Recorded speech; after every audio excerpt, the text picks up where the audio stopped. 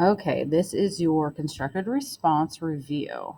It says state the domain, asymptotes, holes of the graph 2x over 2x times the quantity x minus 5. Now they want you to draw a general sketch using this information. So first of all, domain.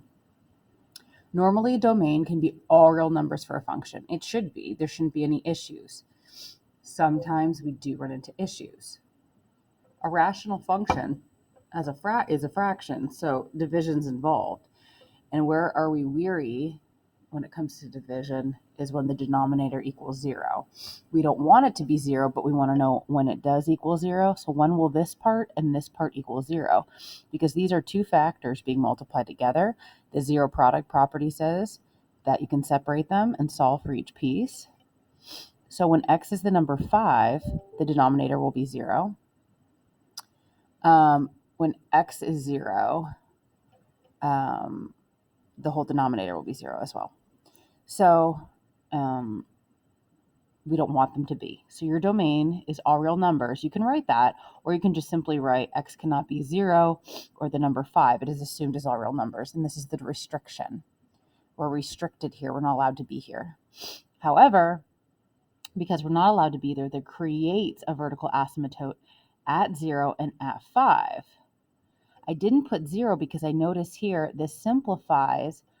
So you just can't use 0, but it doesn't create a crazy behavior like a vertical asymptote. It creates a hole. And then we have your horizontal asymptote where it goes by degree. Is the degree bigger on the top or on the bottom? It's bigger on the bottom, therefore y equals 0. And now we're going to draw a general sketch. So it doesn't have to be perfect. You use your graphing calculator to assist you, but we want to make sure we have these in our sketch.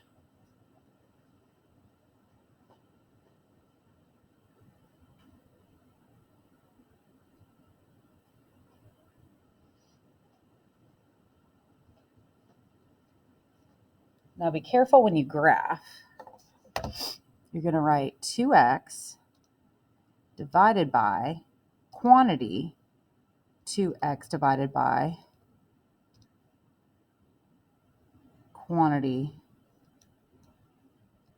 x minus 5 and quantity, but we have to put another parenthesis because we want this to happen first. If you don't do that, it's going to look different. So your graph's going to look something like this.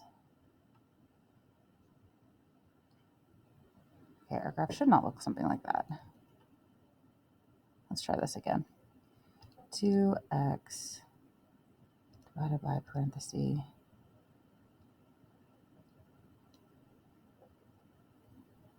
2x divided by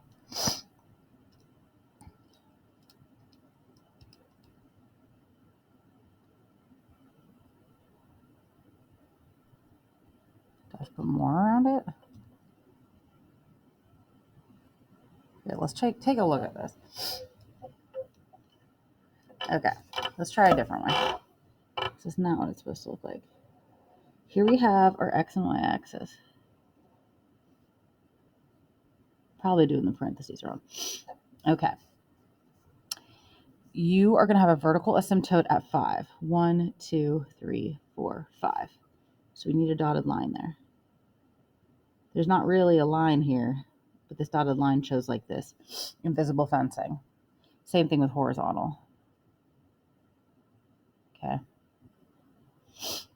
What I'm going to do is make a t-table and put values in. Okay. So I'm going to put some on this side and on this side. Okay.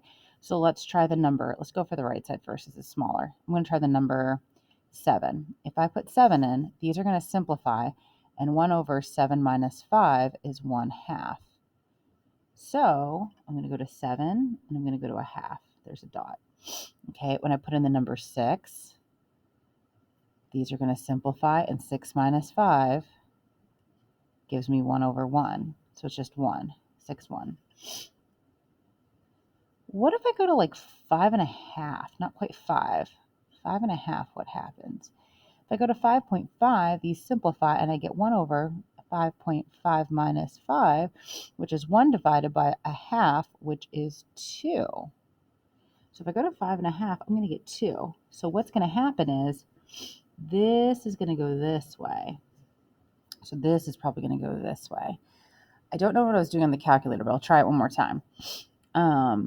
So then we'll go to the other side. So let's try 4.5. If I go to 4.5, 1 over 4.5 minus 5, that's 1 over negative 0.5. That's going to be negative 2. So 4.5 is going to give me negative 2. Okay, and then 4, let's try 4. These are going to simplify. 1 over 4 minus 5 is going to be 1 over negative 1, which is negative 1. So see, it's going to go 1, 2, 3, 4. It's going to go to negative 1. So it's probably going to keep curving this way. Let's try it. When I go to 3, I'm going to put in, these are going to simplify.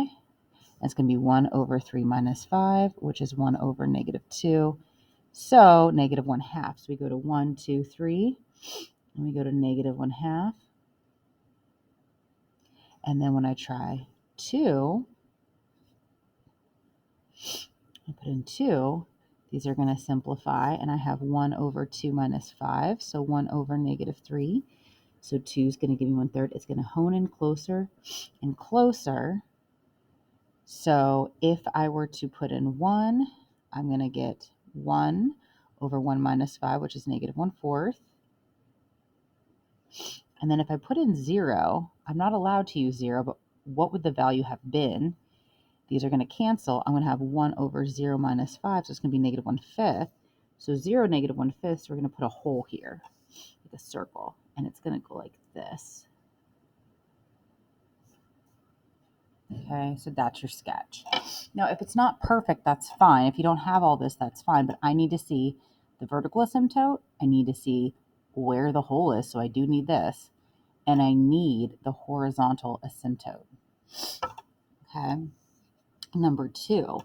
Larnell bought a car for $16,500.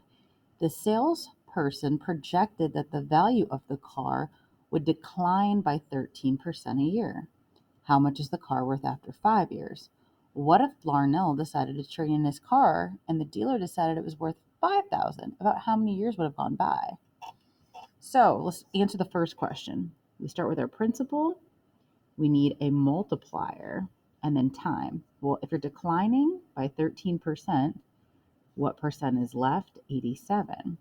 So 0.87 is your multiplier. How much is it worth after 5 years? So you just simply put that in the calculator.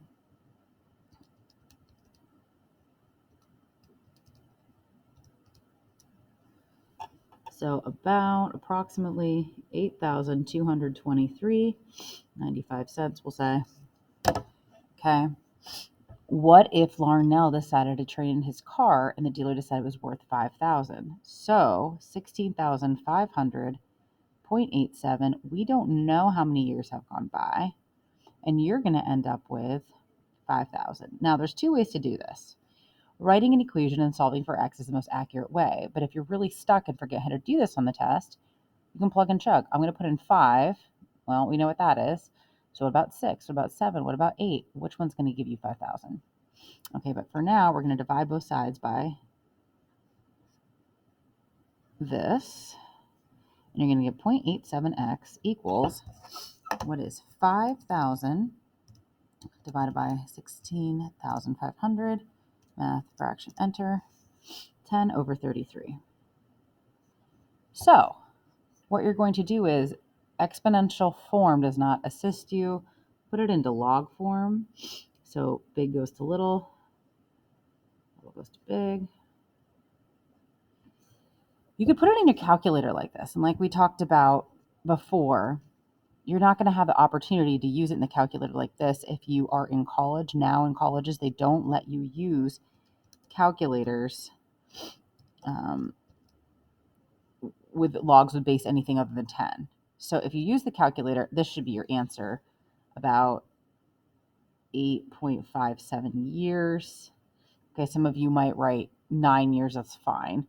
But what we learned and what you're going to be expecting in college, especially if you're a math major, is write logs with a common base. The common base is 10 because that's what TI-30s have, and you don't have to write the number 10. You can just write the number because it's common, kind of like radicals, okay, with the 2. So log, see if it gives us the same thing. It should. Divided by log 0.87, same deal. Okay, so that's what's going to be expected of you in pre-calc in college. Same, but if you're desperate on the test, you can use it. Okay. All right. Frederic. Do you like these names? Frederic invested $2,500 in a savings account with an interest rate of 5% that is compounded quarterly. How much money will he have after 10 years, and how many years will it take him to acquire 10,000? So 2-part question. So principal, 2,500, 5% a year. You're going to add 5% to the left, 1.05 is your multiplier. 10, quarterly. Okay, that's different. This is simple interest. So compound interest, we do 2,500. 1 is your multiplier, but we have that 5% spread over quarters. So that's 4 times a year for 10 years. Try to simplify it as much as you can before you use the calculator. And we're going to put it in just so.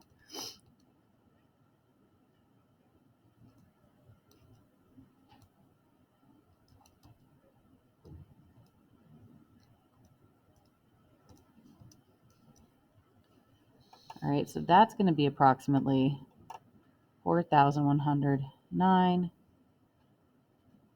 Okay. Now they ask, when will it become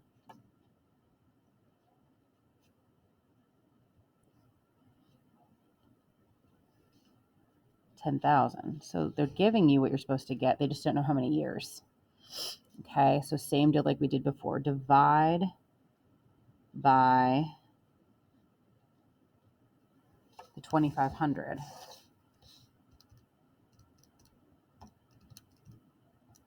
You get 4. Okay, this is a number. This is a number. Exponential form is not helping you, so put it into log form. So log of 1 plus 0.05 over 4 equals 4x. That massive mess is going to be divided by 4. Try to put it in like this. So if you want, don't worry about common logs here. Just use this. Math. Log. Your base is in tenths. It's 1 plus 0.05 divided by 4, close parentheses, and why did I put the 4? Oh, we divided by, that's right. We put 4 here because it's 10,000 divided by.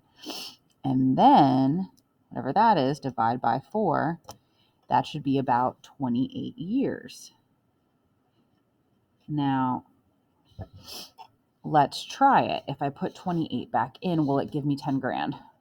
So 2,500 plus 1 plus 0.05 divided by 4 to the 4 times, what did we say, 28? Do you get 10 grand? I didn't put enough parentheses. Let's try it again.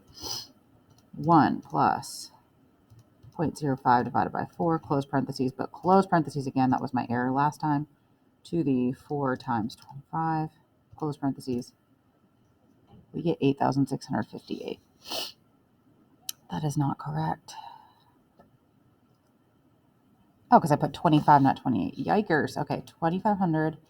1 plus, sorry, the bell's going to ring. I'm trying to hurry up and get this video done. To the 4 times 28 years. See, this is a way you could do yes and check too. There you go. Now, you get more than 10 grand, but if you did 27 years and round down, that's not going to work. You'd want more time on your side.